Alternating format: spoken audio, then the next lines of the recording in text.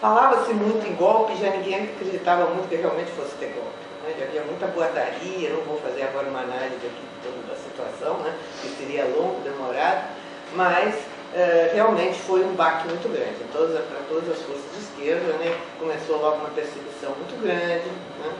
E cortou a vida de todo mundo. Né? Quer dizer, os projetos que a gente tinha, os jovens, quer dizer, primeiro, partido posto fora da lei, os comunistas perseguidos, quer dizer, então todo aquele movimento estudantil perseguido, a UNE, né, foi incendiada, né, quer dizer, então todas aquelas atividades foram por água abaixo, uma perseguição muito grande. Por outro lado, os projetos pessoais também, né, eu mesmo estudava química nessa época e me formei nesse ano de 64 e já tinha feito prática, estágio, né, na fábrica de borracha da Petrobras, que tem no Duque de Caxias, né? Acho que ainda tem essa fábrica. Então já estava tudo encaminhado para assim que eu me formasse eu iria trabalhar lá, porque era uma coisa que me parecia bastante interessante, não só pelas possibilidades de pesquisa e tal, de trabalho que havia ligado assim, à indústria, né? No caso a indústria de borracha, ligada ao petróleo, como também trabalho sindical, que era muito forte, interessante, mas aí foi tudo isso por água abaixo, né? Porque inclusive as pessoas todas de esquerda que trabalhavam na Petrobras, foi todo mundo posto para fora, expulso, preso, né? Enfim, foi assim uma reviravolta total na vida, não só minha, como todo aquele pessoal, né, que estava participando do movimento na época. Foi assim, muito impactante realmente. Nos primeiros meses a gente ainda tinha esperança de uma reação, mas depois ficou claro que não, que realmente a ditadura tinha vindo para ficar, né? E ficou 20 anos, não foi brincadeira.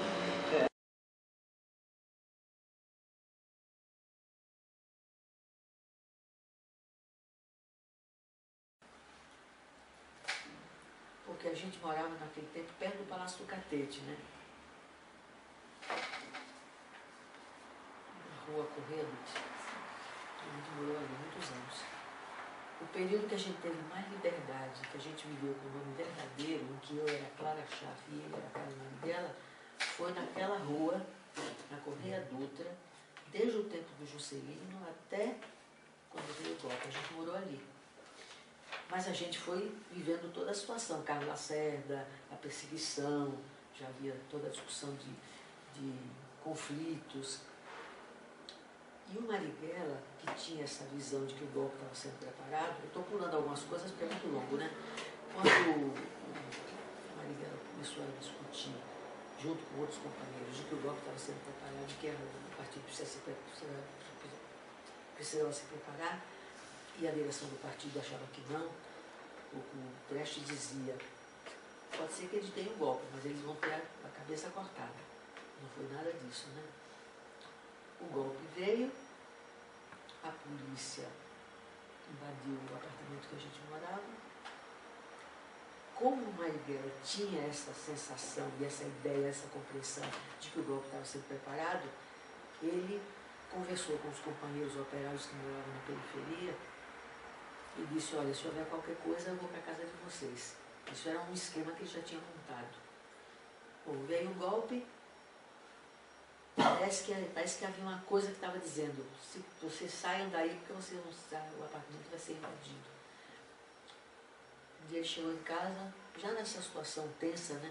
Disse assim, Clara, vamos embora, vamos pegar umas coisas aqui, porque eu acho que o golpe vai ser deflagrado já. A gente morava no 7º andar da Correia Dutra, não me lembro do número do prédio. Aí a gente pegou pouca roupa, botou numa sacola, pegou alguns documentos, tirou algumas coisas da gaveta, a gente tinha uma sala com um estante cheio de livros, e nós descemos pela escada. E a polícia subiu pelo elevador.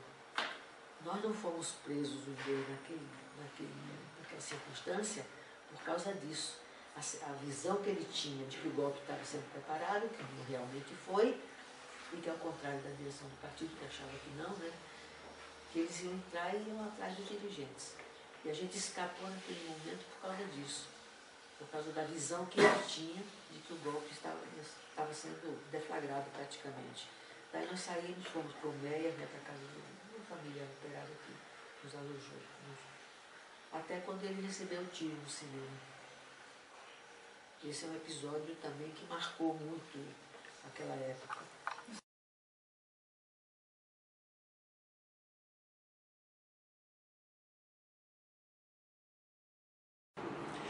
tenho muitas lembranças. Eu estava na faculdade, né? Foi em 64. Eu estava doente quando foi invadida a faculdade. E foi uma coisa que eu sofri muito não ter presenciado aquilo, não ter vivido aquilo, né? Porque o desespero de não estar lá na hora. E eu trabalhava na última hora foi invadida também. Enfim, a gente viveu isso muito de perto, né? Muito de perto.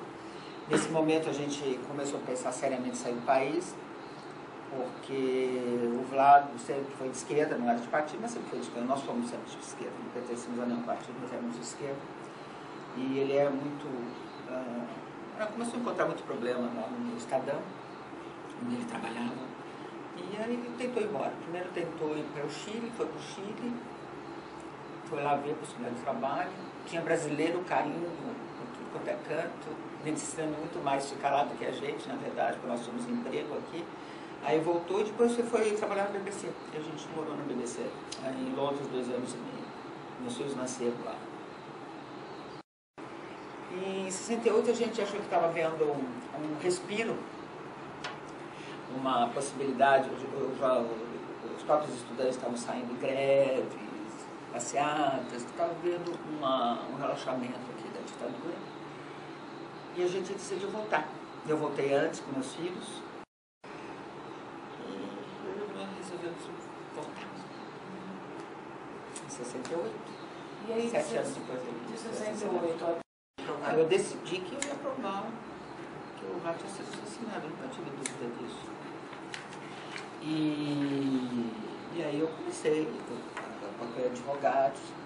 Foi também uma coisa complicada, porque eu nunca tinha tido contato com advogado, depois eu descobri que para o advogado virar seu advogado você tem que passar uma procuração. Né? Então eu tinha advogado, fui várias vezes, eu achava que era meu advogado, aí chegava uma hora que ele caía fora, porque ia entrar eu e o sindicato.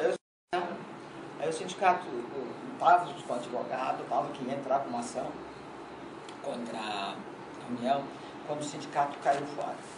E o advogado caiu também. Aí o sindicato disse que não podia entrar, porque tinha tido um recado de Brasília, se ele entrasse, o sindicato ia ser invadido. Aí ele caiu fora, esse advogado. Aí fui para um outro advogado. Fui lá falar com ele e falei, cara, isso aí só quando tiver o Tribunal de Nuremberg. Eu não vou ficar esperando o Tribunal de Nuremberg. Foi ideia do Bermudes, inclusive, entrar com uma ação não de indenização, de responsabilidade, né? De responsabilidade pela prisão ilegal, tortura e morte. E eu ganhei essa ação, né? Consegui provar.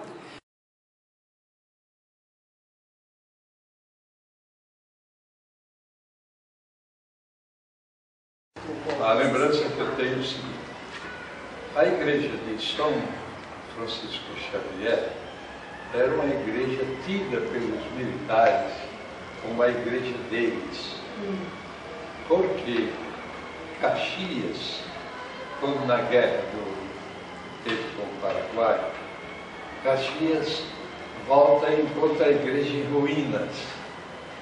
E os festejos que o exército preparava pela vitória é interrogação, a vitória do Brasil no Paraguai,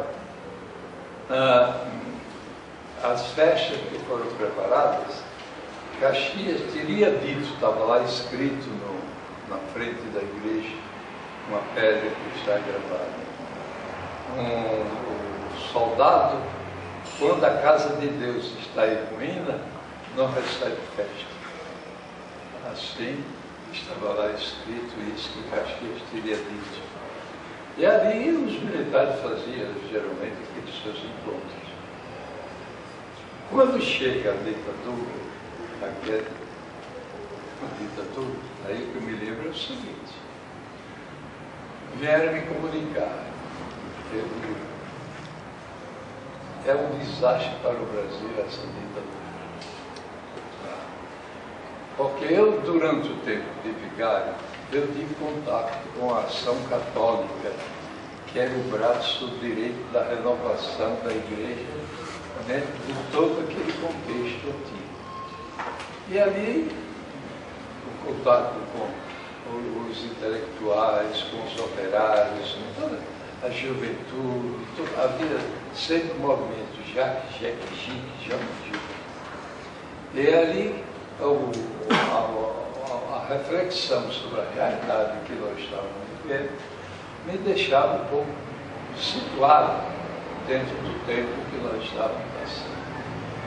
Então, casualmente, eu disse, no dia que veio a notícia, eu na missa disse, olha, lamentável que nós estamos dentro de uma ditadura.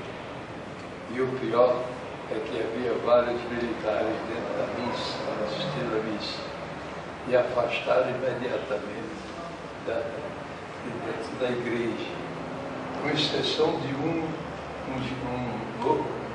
chegou a ser coronel César.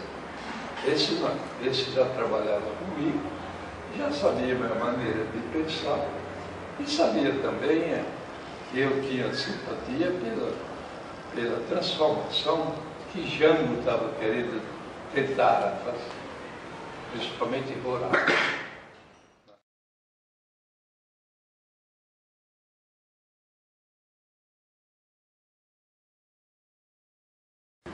Olha, Recife era uma cidade muito politizada, né? E eu acho que isso me marcou muito. Na minha... Antes da adolescência, inclusive, quer dizer, eu ainda bastante jovem, porque o golpe, quando acontece o golpe, eu estou com 14 para 15 anos, o golpe de 64. Então, o pré-golpe em Recife, né, era uma situação muito politizada, porque o governador é Miguel Arraes, né? A gente tinha Pelópio de Silveira, que também era um progressista do Partido Socialista, que foi o prefeito de Recife, depois o vice-governador. E todo o contexto das ligas camponesas, do Julião. Acho que o dia do golpe foi um dia muito especial, assim, me marcou muito também, né, porque eu lembro das tensões, a gente era vizinho de Pelópio de Silveira, então todo aquele clima, vai ter um golpe, os militares vão tomar o poder, mas também não se acreditava, porque a esquerda tinha uma grande ilusão, né, de que suas forças eram maiores do que eram de fato, e que nada barraria, né, aquele avanço do progresso, a ideia que a gente estava do lado do bem, do progresso, que tudo ia caminhar para uma solução que não fosse a solução golpista de ditadura militar. A gente até estava indo para o colégio nesse dia, acho que no dia 31, e quando meu pai, né, levava a gente de carro para o colégio, encontramos com Pelópidas, e Pelópidas falando, não, podem ficar tranquilo que a situação aqui em Pernambuco está sob controle, né, se tinha a ideia de que até o exército tinha um lado progressista, e que, portanto, essas forças iam barrar qualquer atitude golpista que viesse, porque já tinha o bochicho, né, que o golpe estava sendo preparado, mas que todo mundo podia ficar tranquilo. Só que o golpe veio, e eu lembro assim, muitas pessoas próximas fugindo, né, livros sendo queimados. Enfim, foi um dia e uns dias muito tensos na minha vida, né? Eu me lembro que voltar para o colégio foi uma coisa muito sofrida para mim. Eu não queria voltar para o colégio, enfrentar aquelas meninas reacionaríssimas que iam debochar de mim, né? E eu andava com aquele botão do Arraes, todo entusiasta do governo Arraes. E essa altura Arraes tinha sido preso, né? Enfim, várias pessoas estavam detidas. E eu volto para o colégio, lembro que quando eu chego no colégio, encontro uma colega, né, de turma, e vira para mim e diz assim, cadê seu governador, cara de mamão? Porque Arraes tinha aquele rosto assim, sisudo. Nossa, eu parti para cima, gente, fomos apartadas lá pelas freiras e eu não queria voltar para o colégio. Então...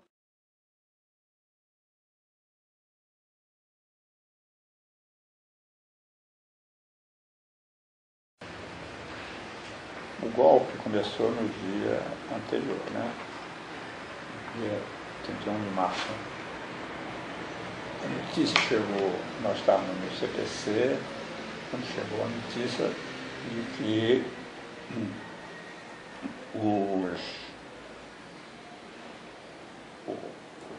as guarnições do Exército em Minas Gerais tinham se rebelado contra o governo de João Goulart. E então se viu que ia começar Bom, então nós do CPC chamamos as pessoas, artistas e todas as pessoas ligadas a nós, gente de teatro, cinema, para uma reunião, uma assembleia lá no CPC, na sede da UNE, no Flamengo, e para a gente discutir como resistir a esse golpe que estava se pronunciando ali. Então nós ficamos em assembleia permanente ali. À noite veio uma comissão de intelectuais nos informar que estava tudo bem, que o golpe tinha fracassado, que o exército estava leal ao João Goulart e tal.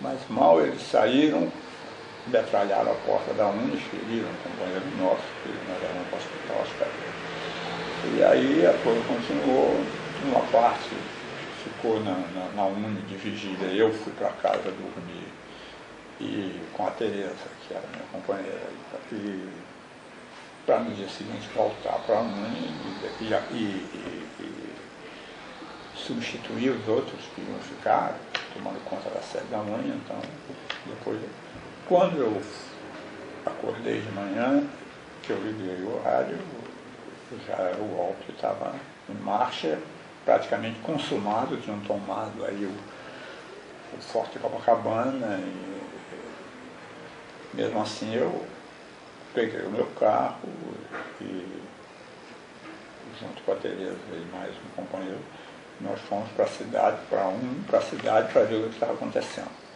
Eu fui até a Cinelândia, na Praça Marechal Deodoro, e aí tinha cheio de tanques lá, os tanques ocupando, mas a gente não sabia direito o que de fato acontecia, se aquilo ali era para resistir ao golpe ou se aquilo ali era o golpe, não sabia direito. Né? E voltamos de carro, eu voltei pela Praia do Flamengo e pela pista da direita, perto dos prédios, né, perto da calçada. E quando nos aproximamos da UNE, aí havia um tumulto e o carro não andava mais porque estava o trânsito engarrafado, e andando pouco a pouco a gente viu que estava atacando a UNE. Né? Então terminou que o meu carro ficou parado em frente à UNE, praticamente pelo engarrafamento, e os caras passavam junto, rente à janela do meu carro, com coquetel molotov jogando na UNE. Nessa altura eu era presidente do CPC da UNE. Então, se a gente descobre ali, eles tinham jogado o molotov dentro do carro, não só na UNE. Né? E então nós ficamos ali naquela situação, sem saber o que ia acontecer, né? Até que o tráfego aliviou um pouco, nós conseguimos sair daquele aperto ali. Mas aí, à medida que nós nos aproximávamos aqui de Copacabana e tal, havia uma verdadeira festa na cidade. Quer dizer, bandeiras, saudando o golpe, e uma coisa, porque a classe média inteira tinha apoiado o golpe. Né? E então, bom, eu morava em Ipanema nessa época, nós fomos inteiramente arrasados para Ipanema, e sabemos que a UNE estava pegando fogo, quando chegamos antes da esquina, olhamos, já começava um incêndio lá na UNE. E de modo que foi isso. Então, à noite desse dia, dia primeiro, o Janinho me ligou dizendo que ia haver uma reunião na casa do Carlinhos Lira, que nós íamos nos reunir todos lá. Estava avisando o pessoal. Com um dirigente do partido, que ele dava assistência, que ele participava, né? Que era o Marcos Zaimovic. Aí nós fomos para essa reunião e eu, então, já saí de casa com a decisão tomada de me engajar na luta e entrar para o partido e participar da resistência contra a ditadura, contra o golpe que estava se dando.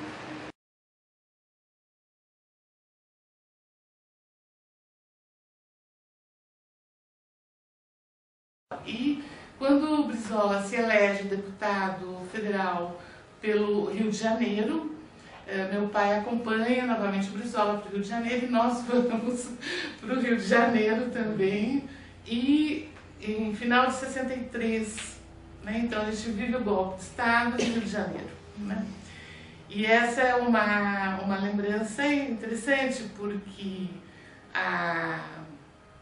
uma das lembranças realmente mais fortes que eu tenho da situação do golpe é a noite do comício da Central do Brasil, imediatamente antes ao golpe, não? Por quê? Porque a gente morava no Leblon.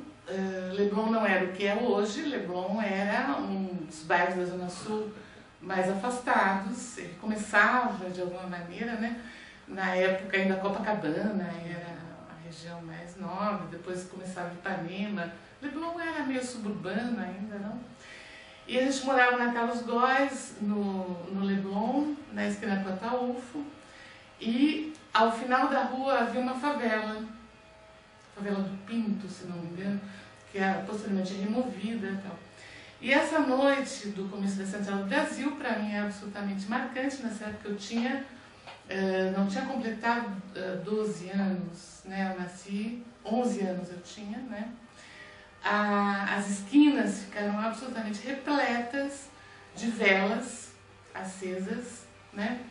E as pessoas orando de temor da chegada do comunismo no país, né? Então essa é uma lembrança absolutamente marcante do Rio de Janeiro, daquele momento, um pré-golpe, né? Isso eu diria muito marcante, porque até hoje eu vou ao Rio agora, daqui a 2 dias, né? O Rio, para mim, tem uma coisa assim, não é de confiança, porque as pessoas apoiarão um golpe de Estado, né? Então, porque foi um apoio muito intenso, né? Então, não era uma ou duas pessoas, eram centenas de pessoas nas esquinas acendendo velas, né? Para afastar a ameaça do comunismo, estendendo panos brancos pela janela. Então, acho que foi um momento muito marcante daquela realmente sensação de pertencer a uma certa minoria, na verdade, que propunha outros rumos para o país, né? Então essa é uma situação, uma lembrança pré-golpe.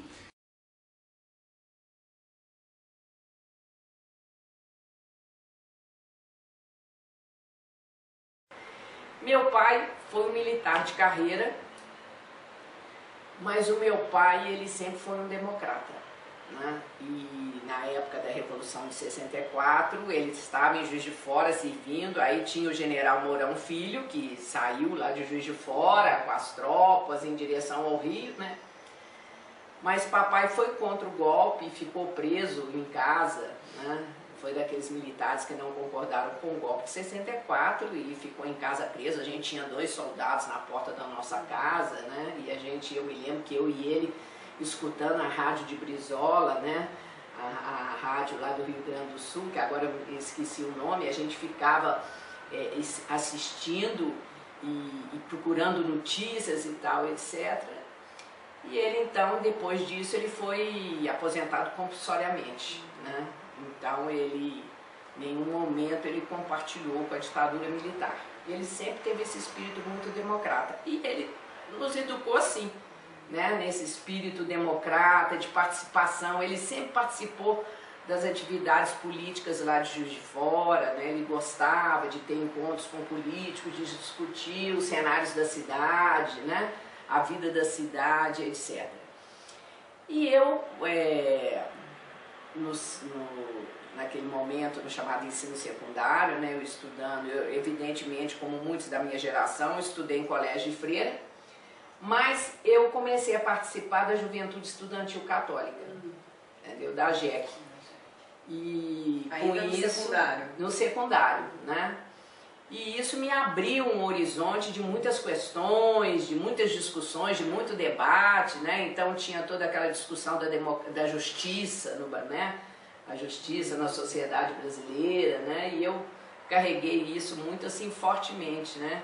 Essa coisa da justiça. E depois, quando eu entrei na universidade, eu fui para a Juventude Estudantil Católica, Universitária Católica, a JUC. A JUC. Né, fui para a JUC, mas isso foi um pequeno momento, porque logo depois teve um fechamento de todas as ação católica. Eu entrei na universidade em 1964, no ano do golpe. Né? Na Federal de Juiz de Fora. Na Federal de Juiz de Fora. Eu fiz serviço social. porque o curso de Ciências Sociais ainda não existia lá em coisa, e eu queria algum curso que tivesse voltado para as questões sociais, né? Isso para mim era fundamental, né?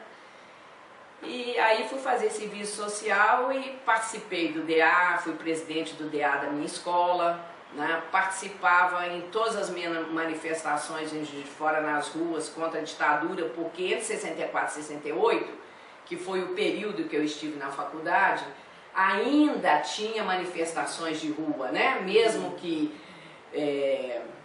controlada, mesmo que os guardas iam atrás da gente, a polícia, etc., a gente tinha, né, ainda a possibilidade de fazer manifestações, né? Então, em todas eu estava, né? E como presidente do diretório lá do Serviço Social, e depois eu fui para o DCE, né? Participei da diretoria do DCE em Juiz de Fora, né? E quase fui para Ibiúna, né? Eu só não fui para o Congresso de Ibiúna em 68 porque eu estava formando. E a gente discutiu no DCE que devia uma pessoa que teria continuidade no movimento estudantil. Então eu fui trocada naquele momento e não fui para Ibiúna, senão eu teria sido presa ali naquele momento, como muitos foram, né? Então o meu período em Juiz de Fora foi um período de muita participação política. A minha época de faculdade, fui mesmo no período da ditadura já, né? Foi uma época de muita participação. Foi antes do AI-5, né?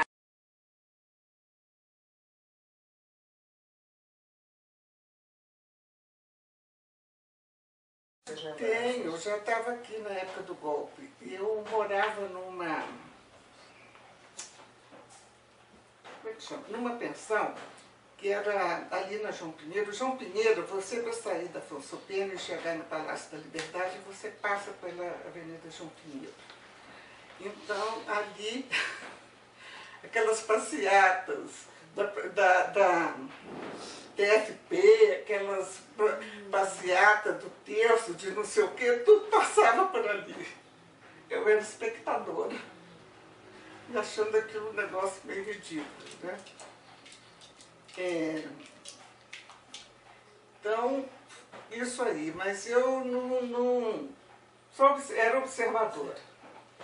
Mas aí quando entra na escola, não era só a questão do golpe, era todo o que estava acontecendo naquele final dos anos 60, né? A questão da guerra do Vietnã, a questão do assassinato do Kennedy, do Roberto Kennedy, dos direitos civis, né, as Panteras Negras e por aí vai. A Primavera de Praga depois, quer dizer, é todo um caldo, a Nouvelle Vague, quer dizer, é todo um caldo que você está ali dentro, você querendo, quer dizer, para mim, eu entrei dentro desse caldo aí, e influência de alguns companheiros brilhantes, o Ângelo Pesutti, né, que morreu no exílio. Era uma pessoa brilhante, assim, né, morou na escola, toda essa aproximação, né? E a escola de medicina nessa época teve muito militante da Colina. Eu era militante da Colina. Quando né? foi que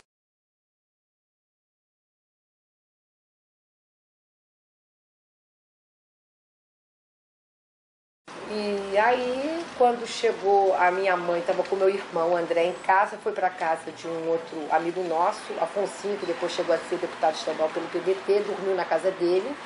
De manhã ele teve que acordar minha mãe e o André para sair, porque ele também ficou sabendo que a casa dele ia ser invadida. E a minha casa foi invadida no dia 2 de janeiro. Eu morava com a minha tia em Botafogo, passava a semana, só ia para casa sábado e domingo, porque tinha que chegar na faculdade 7 horas da manhã, atravessar barco e tal, e eu morava em Botafogo. Aí eu saí, minha tia era irmã do meu pai, com esse nome Grabosch, nós ficamos com medo de chegar o exército lá e tal. E aí eu fui para casa de uma tia, irmã da minha mãe, que morava na Tijuca. Depois meu pai tinha sumido e depois meu pai e minha mãe se encontraram na casa de outra tia minha em Niterói. Daí, em julho, nós fomos para São Paulo. A família se encontrou em julho em São Paulo, já na clandestinidade. E no dia 16 de abril, os 15 que tinham sido suspensos por tempo indeterminado, e mais 4, o mais famoso deles é o Hélio Gaspari, né? Os 19 nós fomos expulsos da Faculdade Nacional de Filosofia. Logo, no dia do golpe, fomos suspensos pelo Conselho Universitário e a gente não podia entrar em uma faculdade pública. Se quisesse estudar, só podia, se voltasse a estudar, que fosse uma faculdade particular. Foi instaurado o IPM, mas eu nunca fui responder, poucos foram, porque quem responder IPM sai de lá preso, né? Quer dizer, ceifou a vida de 19 estudantes, que foram, porque todo mundo fala do 477, mas os primeiros fomos nós, os 19, chamados 19 da filosofia, que eram 15 homens e 4 mulheres. As mulheres eram a Raquel Teixeira, que hoje é do arquivo, da Casa de Rui Barbosa, que é prima do Aloysio Teixeira, que foi reitor do UFRJ até junho, eu, a Ieda Salles e a Regina